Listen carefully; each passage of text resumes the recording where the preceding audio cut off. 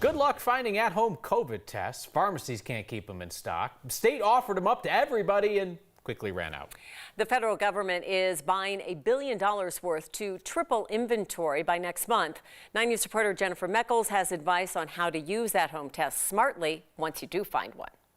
Finding a rapid at-home COVID test right now requires real patience and hustle. Just visit these pharmacy websites like CVS and Walgreens, and you'll see that there's a very limited availability of these rapid at-home tests. And even if you can find a store that it says has some in stock, sometimes the internet still isn't right, and you should probably call and double check. Hi there, your website says you guys have COVID at-home tests in stock. I just want to call and double check. You do have them in stock. Okay, cool.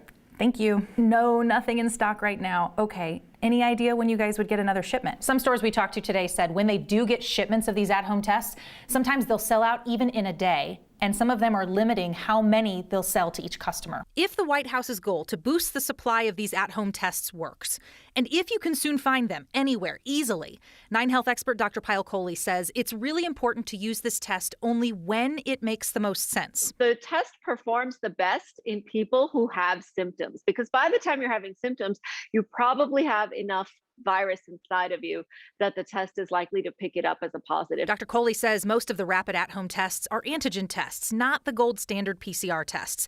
But she says they could be helpful in situations like you wake up, you're having some symptoms, you're not sure if you should go into work or not, you get a negative test in the setting of symptoms. Or if you were exposed to someone with COVID, the 3 to 5 day incubation window has passed, you feel okay, and you just want to check. Dr. Coley says a COVID-19 vaccine is still the best way to stay safe.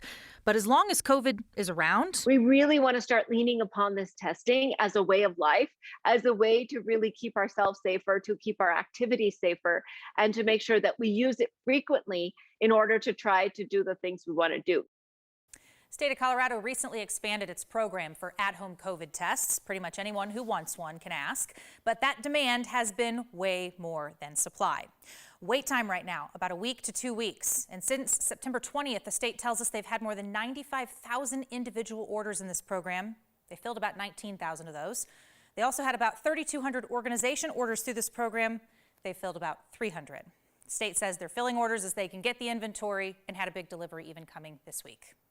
You can see, Jenny, people might take issue with the fact the state came out and said, hey, we'll mail tests to anybody, and then quickly, oh, whoops, nope, we don't have nearly enough to do that. Yeah, that's a fair point. We asked the state more about this, and they said what we all know, which is the demand for this has certainly gone up in recent months.